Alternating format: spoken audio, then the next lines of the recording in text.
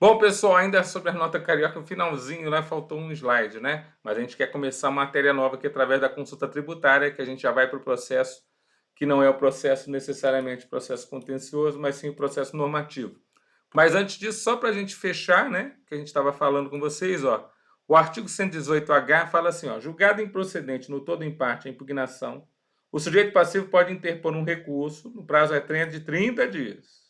Então, recurso contra a impugnação que a princípio lhe foi negada quanto à situação da nota carioca. Em face da decisão do titular da coordenadoria do ISS, não caberá recurso de ofício. Então, se houver uma decisão do próprio titular da coordenadoria, esse não vai poder haver recurso de ofício. Compete ao titular da revisão, da coordenadoria de revisão e julgamento tributários, proferir decisão em segunda instância em face do recurso interposto pelo sujeito passivo. A autoridade referida no caput poderá fundamentar a sua decisão por remissão à decisão proferida pelo titular da coordenadoria do imposto sobre serviços de qualquer natureza e taxas, dispensando-se, nessa hipótese, o respectivo relatório. Então, dessa decisão, nos termos do caput, não cabe pedido de consideração e nem recurso. E aí você fecha, né? Quer dizer, então, na verdade, existe também a possibilidade do recurso quando é negada a impugnação, no caso aí dos lançamentos que são feitos através de edital referente a cobranças que o fisco faz quanto à nota carioca. Bom, fecha o processo contencioso, começa o processo normativo. Por quê? Dentro dos processos administrativos, nós temos um processo muito importante, bastante lembrado em prova, e eu quero que você tenha uma especial atenção a essa aula, porque essa aula trata sobre a consulta tributária. E dentro da consulta tributária, meus queridos, sempre tem uma questãozinha de prova. E o que é a consulta tributária? Toda vez que o contribuinte ou um sindicato tem uma dúvida sobre a interpretação de uma determinada parte da legislação tributária, eu sempre falo para o contribuinte, ó, é melhor você fazer uma consulta oficial para o órgão público. Por quê? Porque a manifestação do órgão público ali vai ser uma coisa que, a princípio, vai ser definitiva. Né? Não é um posicionamento meramente, né, do dia lá, vai ser uma coisa definitiva, isso é muito bom. Então, na verdade, o melhor conselho que você pode dar para o contribuinte é entre com a consulta tributária. Você está com dúvida na legislação, está com dúvida num caso prático, é uma situação que, a princípio, entra com a consulta tributária. Então, nós vamos fazer isso agora, nós vamos falar a respeito da consulta tributária. Então, o que é a consulta tributária? A primeira pergunta de prova. A consulta sobre a interpretação e também sobre a aplicação, são os dois temas. Interpretação e aplicação da legislação tributária do município do Rio de Janeiro. É facultada, então é um direito a todo aquele que tem legítimo interesse na situação objeto da consulta. Então, se tem uma prestação de serviço, quem tem legítimo interesse? O prestador, que está relacionado diretamente ao fato gerador, e o tomador, que é aquele que contratou o serviço. Os dois têm legítimo interesse, porque os dois estão interessados sobre a dúvida a respeito daquela prestação de serviço que foi contratada. Então, na verdade, quem tem legítimo interesse tem relação pessoal com o fato gerador acontecido, não é verdade? Mas também, olha lá, os órgãos de classe representantes de categorias profissionais ou econômicas, que são os sindicatos. Porque os sindicatos representam várias pessoas, né, que são sindicalizados. Então, eles também têm direito a fazer consultas tributárias. Então, guarda isso. Quem tem legítimo interesse e quem é o sindicato tem direito a fazer consulta tributária. Então, respondemos a primeira pergunta de prova. Quem pode fazer a consulta tributária? Tudo bem? Segunda pergunta. Então, a consulta formulada pelos órgãos de classe, representantes de categorias econômicas ou profissionais, visam a orientação a ser adotada aos seus representados, alcança todos. Então, agora uma segunda pergunta. O efeito da consulta é para quem? Se for para o sindicato, alcança todos os sindicalizados. Se for sua consulta, você é o consulente e o fisco é o consultado, alcança só o consulente. Então, vamos lá, de novo. Se for para o sindicato, alcança todos os que, a princípio, sejam ali identificados como sindicalizados. Mas se for para o próprio consulente, alcança só ele. O disposto nesse artigo não se aplica aos associados que, na data da apresentação da consulta, estejam submetidos a uma ação fiscal. Bom, aí ele fala assim, ó, a associação que formular a consulta em nome dos seus associados deverá apresentar uma autorização expressa dos associados para representá-los administrativamente em estatuto ou documento individual coletivo. Então, se você é uma associação, se você representa vários associados, se você é um sindicato, você representa seus sindicalizados, você tem que ter um documento autorizando a representá-los. Tudo bem? Então, você tem que ter um documento. Bom, claro que quando a gente, a princípio, faz uma consulta sobre a aplicação e a interpretação da legislação, o que mais que a gente espera? Uma resposta. Então, a resposta, primeiro, quem é o órgão que responde à consulta? E o que é a resposta à consulta, né? Então, olha lá, a resposta à consulta formulada por órgãos de classe representantes de categorias econômicas ou profissionais, em nome de seus representantes, fica condicionada à aprovação do secretário municipal de Fazenda e Planejamento, ou seja, uma resposta à consulta que vai dar um regramento para vários contribuintes, fica condicionada que a próprio secretário municipal aprove a mesma. A consulta tem essa forma, ó, ela é formulada por escrito, tudão. Eu sempre fiz consulta no posto fiscal lá, eu era contador, eu ia lá e perguntava para o fiscal. Cara, não é essa consulta que a gente está falando aqui. Ah, mas eu adorava fazer isso. Tem gente que ama ficar lá no posto fiscal conversando com o fiscal.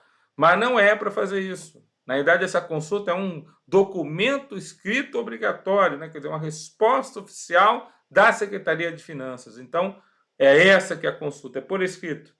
Observando que couber o disposto na seção 3 do capítulo 1, será apresentado ao órgão incumbido de administrar o tributo, né, a gerência lá de imobiliária ou mobiliária, que vai informar se existe procedimento fiscal em curso ou lavratura de autoinfração. Olha só, a primeira preocupação é, será que essa consulta está sendo feita de forma voluntária, de forma espontânea? Porque se já houve ação fiscal, provavelmente ele não pode entrar com a consulta, porque é dentro da ação fiscal que agora ele vai tirar sua dúvida. Você entendeu? Então, temos aqui um certo cuidado com essa situação aqui. A gente não pode chegar e falar assim, ó, não, eu vou fazer a consulta tributária e ao fazer essa consulta tributária, para tudo, a ação fiscal que já estava acontecendo. Não, se já estava acontecendo a ação fiscal, você não pode nem entrar com a consulta. Presta atenção. Não há espontaneidade, por isso que isso vai parar primeiro lá para verificar se há algum procedimento fiscal em curso.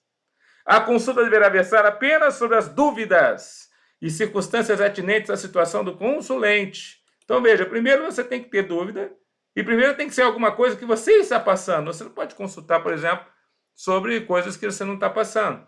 Será formulada de forma objetiva, clara e precisa. Olha aqui os adjetivos, né? Consulta deve ser objetiva, deve ser clara, deve ser precisa, indicando se versa sobre hipótese em correlação à qual já ocorreu o fato tirador da obrigação tributária, em caso positivo, a data da sua ocorrência.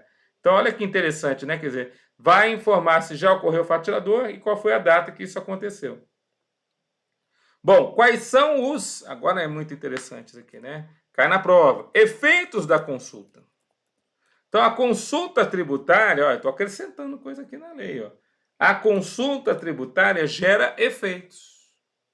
Quais são os efeitos dessa consulta tributária? Professor, se a princípio eu estava dentro do prazo para pagamento, será que quando eu faço a consulta vai caindo um monte de juros em cima da minha cabeça? Então eu vou ser prejudicado porque eu fiz a consulta? Ou será que eu faço a consulta e o fiscal já vê, olha, o cara está consultando, está com dúvida, provavelmente está fazendo errado, vou lá e lavo uma autoinfração no cara. Será que eu, mesmo fazendo consulta, naquele momento o fiscal já pode iniciar uma ação fiscal, já me lavrar uma autoinfração? Calma, é por isso que existem efeitos da consulta. E é muito interessante, porque isso aqui, inclusive, vou falar uma coisa para você. Muitas vezes você vai no contribuinte, se ele está sobre consulta tributária, você não pode iniciar ação fiscal sobre aquilo que ele está consultando. Então, muitas vezes, a primeira coisa que a gente pergunta, se está sobre consulta tributária, a gente pergunta para o contribuinte. A consulta regularmente formada ou formulada impede. Então, nós temos aqui o efeito. O efeito é o impedimento. Efeito impedimento. A ocorrência da mora em relação à matéria sobre a qual se pede a interpretação da norma aplicável. Então, enquanto está sobre a consulta, não corre mora, não corre atraso no pagamento, porque está esperando o resultado, a resposta da consulta. Ou até o término do prazo fixado na resposta definitiva, o início de qualquer procedimento fiscal destinado à apuração de faltas relacionadas com a matéria consultada. Então, olha só, isso aqui é importantíssimo. O fiscal não pode iniciar um procedimento enquanto a pessoa está esperando o resultado da consulta. Então, vamos lá. Se a princípio a consulta já foi feita, o fisco não inicia a atividade. Está impedido. É um impedimento, não é suspensão. É impedimento. Está impedido de iniciar ação fiscal sobre a matéria consultada. Professor, o que é isso sobre a matéria consultada? Ah, você está lá, a princípio, fazendo ali uma consulta tributária. O contribuinte está fazendo uma consulta tributária sobre responsabilidade tributária e pagamento do ISS como tomador de serviço. Então, subção tributária, ISS, aquilo tudo. Aí o fiscal vai lá e, a princípio, vai cobrar o ISS numa importação, que não tem nada a ver com aquele assunto que ele está sobre consulta tributária. Pode fazer uma auto-infração sobre aquele ISS numa importação de serviço? Pode. Ué, professor, você acabou de dizer que está impedido. Está impedido sobre a matéria consultada. Sobre aquilo que não foi a matéria que está dentro da consulta, não há proteção. Então, o ISS-ST está em a matéria consultada, não pode lavrar alto. Mas o ISS importação, que não tem nada a ver com a matéria consultada, pode lavrar alto. Você entendeu? Então, é bem diferente isso aqui. É importante que a gente veja essa informação. O impedimento de que se refere o inciso 1 não produz efeitos relativamente ao tributo retido na fonte e ao devido sobre as demais operações realizadas. Veja, esse impedimento contra a ocorrência de mora não produz efeitos contra tributo na fonte, porque ele já deveria ter sido cobrado, porque é a fonte pagadora, no caso o tomador de serviço, que vai pagar o tributo, e ao devido nas demais operações realizadas. A consulta formulada sobre matéria relativa à obrigação tributária principal, apresentada após o prazo de pagamento do tributo, ou seja, ele já deveria ter pago o tributo, não elide, ou seja, não impede que seja considerado o tributo devido e a incidência dos acréscimos legais. Veja, eu só vou ter o impedimento de correr a mora se eu estou dentro do prazo de pagamento. Se eu já passei do prazo de pagamento, não vou ter esse benefício. Ou seja, a mora, os juros de mora, por exemplo, vão ser cobrados naturalmente quando eu for fazer o pagamento. Inclusive, vai estar correndo durante a consulta. Tudo bem? Bom, o disposto no inciso 2, que é o impedimento da ação fiscal, não se aplica na hipótese em que houver crédito tributário a ser constituído pela Fazenda Municipal com prazo decadencial inferior a 1 ano. Olha só que incrível, né? Ele está falando, a ação fiscal não pode ocorrer, mas se o prazo decadencial está correndo contra o fisco, e o prazo decadencial é como um relógio de areia, né? Então ele vai caindo, vai escorrendo, vai escorrendo, vai escorrendo. Se está abaixo de 1 ano, você não tem pouco tempo fiscal para poder fazer a lavratura do auto, né? E tem os outros trabalhos todos, então não fica só dependendo daquele trabalho. Então o que ele está falando assim, tudo bem, tem uma regra aqui, se você está sobre consulta tributária, não vai haver ação fiscal sobre a matéria consultada. Mas isso se você não tiver com prazo decadencial e o relógio de areia está escorrendo, escorrendo, escorrendo sobre a tua cabeça. Porque se escorrer, meu querido, o fisco perde o direito de constituir o crédito tributário, porque a decadência na matéria tributária é a perda do direito de constituição do crédito, ou seja, não pode mais lançar. O fisco perde todo e qualquer direito ali. Tudo bem? Por isso essa situação tão importante. Bom, a consulta também não produzirá efeitos. Então, agora vamos para outra situação que cai bastante em prova. Consulta sem efeitos. Quando é que uma consulta, mesmo sendo feita, não gera efeito nenhum? Olha só que coisa, né?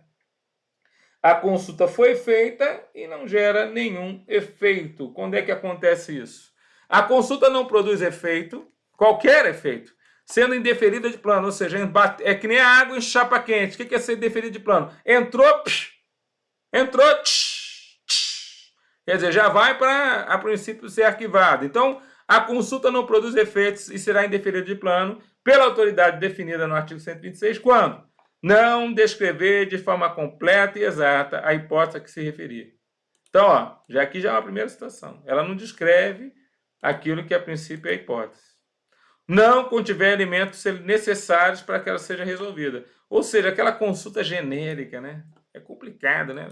Aquela consulta, pô, sexo dos anjos. Você não entende o que o cara está consultando. Como é que você vai responder o cara? Formulada por quem tiver sido intimado a cumprir uma obrigação. Ou seja, o cara já não tem espontaneidade. Ele já foi intimado. Então, ele já está sob uma situação de intimação. Não pode consultar. Formulada quem estiver sob o procedimento fiscal iniciado para apurar os fatos que se relacionem com a matéria consultada. Ó, de novo, não tem espontaneidade. Já está sob ação fiscal. Formulada após a lavratura da auto-infração da nota ou notificação de lançamento, cujos fundamentos se relacionam com a matéria consultada. De novo, ó, não tem espontaneidade. Veja que tem um critério aqui, né, meu querido? Toda vez que o cara faz uma consulta, mas ele não tem espontaneidade para consultar, ela vai ser arquivada, indeferida de plano. Pá, água em chapa quente, vai para, né? Vai para o arquivo. Tudo bem? Manifestamente protelatório, ou seja, uma consulta feita para o cara ganhar tempo. Já ouviu falar sobre isso? Os próprios advogados muitas vezes falam, a gente faz umas consultas tributárias, a gente vai enrolando esse fisco aí. Então é consulta para água em chapa quente.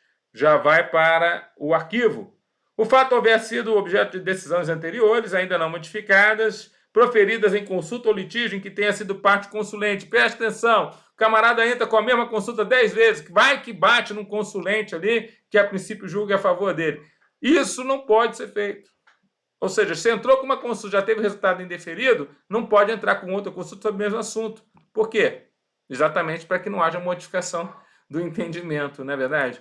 Então você vai ter só uma chance de fazer aquela consulta tributária. O fato está disciplinado já no ato normativo, que já foi publicado antes da sua apresentação, da consulta tributária. Então já tem um ato normativo que explica aquilo. O fato está disposto diretamente, literalmente na lei. Então já está disposto na lei. O fato está definido na lei penal, no Código Penal brasileiro, como crime ou contravenção penal. Então, se a princípio você estiver diante de qualquer uma dessas 9 situações, você vai dizer que vai cobrar naturalmente tudão, inclusive acréscimos moratórios, mesmo que como se a consulta nem existisse. Por quê? Porque para nós é como se ela não existisse. Aqui para nós é como se a consulta tributária não existisse. Você entendeu? Pela madrugada, professor. Então, na verdade, realmente tem consultas que não geram efeitos. Exatamente. Bem, quem responde a consulta? Compete aos titulares das coordenadorias do IPTU e também do ITBI proferir decisão nos processos de consulta sobre matéria tributária relativamente aos tributos administrados por cada um destes órgãos. Então, tem os titulares da coordenadoria do ISS, do IPTU e do ITBI. Cada um responde, cada um no seu quadrado. Cada um responde às consultas referentes à matéria ao qual está relacionado aos seus tributos. Quando os processos são submetidos à autoridade mencionada no caput, versarem sobre matéria idêntica veiculada em processo objeto de recurso manejado pelo mesmo interessado, a citada autoridade vai encaminhar os processos a ela submetidos mediante uma decisão irrecorrível para julgamento em conjunto. Ou seja, o camarada começa a encher o Estado, o caso aqui o Estado no sentido amplo, mas é o município do Rio de Janeiro, começa a encher o município com um monte de informações sobre a mesma situação que ele está consultando. Então, um já está julgando lá, outro ele mandou uma consulta aqui, quer dizer, junta todos os processos para julgamento conjunto. É o que ele está falando aqui. Da decisão a que se refere o artigo anterior, caberá recurso ao auditor-chefe da Receita Municipal, e de recurso esse com efeito suspensivo em prazo de 30 dias. Veja que, então, há recurso para a consulta tributária, Nós temos aqui recurso para a consulta tributária. Prazo de 30 dias, esse recurso tem efeito suspensivo. Contados da data em que o consulente, ou seja, o sujeito passivo ou o sindicato, tomar ciência da decisão, da resposta que ele recebeu. Então, existe um recurso para a resposta à consulta. O efeito suspensivo de que trata este artigo não se aplica no curso da mora, ao curso da mora. Então, só suspende a exigibilidade do crédito, mas a mora está correndo, previsto na seção 6 do capítulo 5. Não caberá nem pedido de reconsideração, nem recurso da decisão do auditor-chefe da Receita do município. Bom, quando é que uma resposta à consulta se torna definitiva? Quando for dada pelo titular da Coordenadoria de Tributos, expirado o prazo para recurso. Então, o cara recebeu a resposta e não fez nenhum recurso. Quando for a resposta dada ao recurso pelo auditor-chefe. Ou quando for a resposta dada ao recurso pelo próprio secretário municipal de Fazenda, conforme a gente vai ver, já viu aí no artigo 121. Bom, cientificação da decisão, o sujeito passivo deverá adotar o procedimento por ela determinado. Então, da resposta à consulta, ele foi cientificado, ou seja, recebeu a resposta. Tem 30 dias, contados da ciência, para tomar a posição que a consulta está indicando para ele. Tá bom? Quando o prazo será definido na legislação do tributo, contado na ciência do lançamento. O não cumprimento da resposta definitiva sujeita o consulente às penalidades cabíveis mediante a lavratura de um auto de infração. Então, se ele não cumprir, pode ser que ele receba aí o auto de infração. Então, não cumpriu o que está na resposta à consulta. Auto de infração dele. Né? Quer dizer, então a consulta, ela a princípio impede o início da ação fiscal, mas a resposta à consulta gera efeitos. Se ele recebe a resposta à consulta, ele tem 30 dias para poder fazer aquilo que a consulta respondeu. Se ele não fizer, pode ser que seja algo que a princípio caiba a lavratura de auto de infração. E aí sim, pode iniciar ação fiscal sobre ele. O tributo considerado devido em virtude de decisão proferida em processo de consulta não sofrerá incidência de mora se paga até o término do prazo fixado para a resposta à consulta. Então, veja, se ele a princípio entrou com a consulta dentro do prazo de pagamento, lá dos 30 dias, entrou com a consulta foi lá, recebeu a resposta. Até o último dia do prazo de resposta não está contando mora, não está contando juros moratórios, porque ele está dentro da situação do impedimento de incorrer a mora, porque ele estava fazendo a consulta com espontaneidade. Tá certo? O disposto parágrafo anterior, ou seja, não contar a mora, não se aplica à consulta formulada após o prazo para pagamento do tributo. E a gente lembra que isso precisa estar dentro dos 30 dias de pagamento do tributo. Se passou o prazo, a mora já está contando naturalmente, não há impedimento para a mora ser cobrada posteriormente à resposta à consulta, tá bom?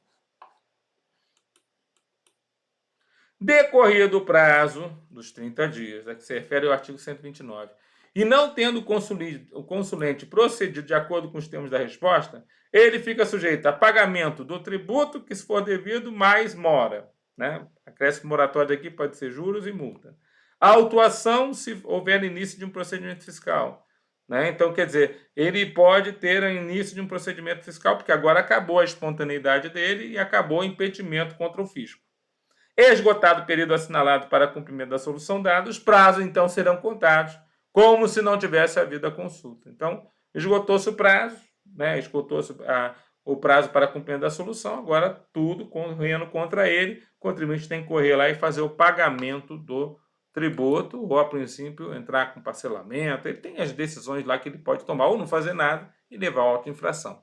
Para fechar aqui a consulta tributária, meu querido futuro fiscal da Prefeitura do Rio de Janeiro, a orientação dada pelo órgão competente poderá ser modificada, ou seja, a orientação dada...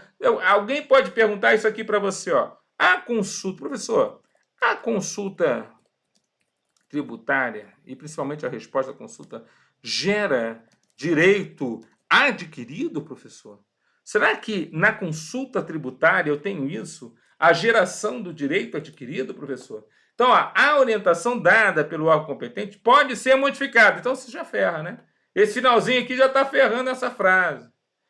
Pode ser modificada por ela mesma, por outro ato por ela emanado. Ou por um outro ato normativo feito pela prefeitura, ou seja, um decreto do prefeito, né, uma instrução normativa.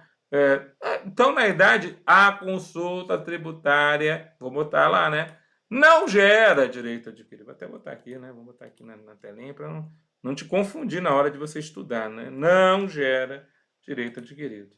Alterada a orientação, esta só produzirá efeitos a partir do 31º dia seguinte ao da ciência do interessado ou a partir do início da vigência do ato normativo. Então, se houver alteração de entendimento da prefeitura, isso gera efeitos a partir dos dias ali previstos. Os efeitos da mudança de orientação dadas às consultas formuladas nos termos do artigo 120 produzirão efeitos, então, a partir do 31º dia seguinte ao da ciência do órgão de classe, também no caso aí, né, dos órgãos classistas, ou a partir da vigência do ato normativo. Tá bom, pessoal? Olha só, cara, tanta coisa interessante aqui sobre a consulta tributária. Vamos lá, o que é a consulta? Vamos fazer um resuminho disso aí? Então, uma tela em branco aqui para resumir as perguntas clássicas de prova que o avaliador gosta de cobrar vocês, tá? Então, vou fazer aqui uma telinha em branco para você agora a respeito da consulta. E aí eu falo, ó, o que é mais importante na consulta? Primeira pergunta, o que é? Então, você já sabe o que é a consulta. Quem pode fazer? Você já sabe quem ali tem legítimo interesse ou sindicatos.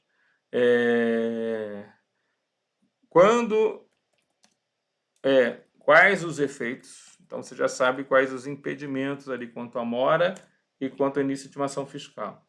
Quando não gera efeitos, né? Então, a gente já sabe quando não gera efeitos. Cabe recurso aqui, quem, a princípio, julga a consulta tributária aqui no município, tá certo? Gera direito adquirido. Olha quantas perguntas interessantes para cair na tua prova. Você já Bom, a ideia aqui dessa aula é justamente o seguinte: você consegue responder tudo isso que foi colocado aí? Pois é isso que eu quero que você responda. O que é a consulta, professor? Aplicação e interpretação da legislação tributária. Há uma dúvida. Quem pode fazer? Quem tem legítimo interesse. Normalmente, os dois estão relacionados ao fato gerador lá. Tanto o prestador como o tomador de serviço. No caso do ISS, professor. E os sindicatos? Tanto os sindicatos das profissões quanto das atividades. Então, tanto dos empregadores quanto dos patronos. Todos aqui estão envolvidos. Quais os efeitos, professor? Impedimento do início da mora, você está dentro do prazo de pagamento, impedimento da ação fiscal sobre a matéria consultada, você lembra disso? Quando não gera efeitos, professor, nós temos um rol de nove situações para você guardar, para levar para a prova. Eu preciso que o meu aluno saiba e arranque a vaga. Eu quero você entrando e detonando na Prefeitura do Rio de Janeiro. É para você, meu querido, é para você, meu querido. Então, você que quer ser auditor fiscal, o que você está fazendo aí? Não fez aqui as mais de 300 questões que eu estou informando aqui para o pessoal, questões inéditas aqui para o cara. Meu Deus do céu, professor, eu estou aqui marcando touca. Faz parte, meu querido, é tanto material por aí, então você fica doido, né? O famoso aluno doido. Quando cabe recurso? Cabe recurso. E o prazo? 30 dias. E vai ser para quem? Para o auditor fiscal da Prefeitura Municipal. Então, quer dizer, quem é que julga? Então, ele fala aqui para nós.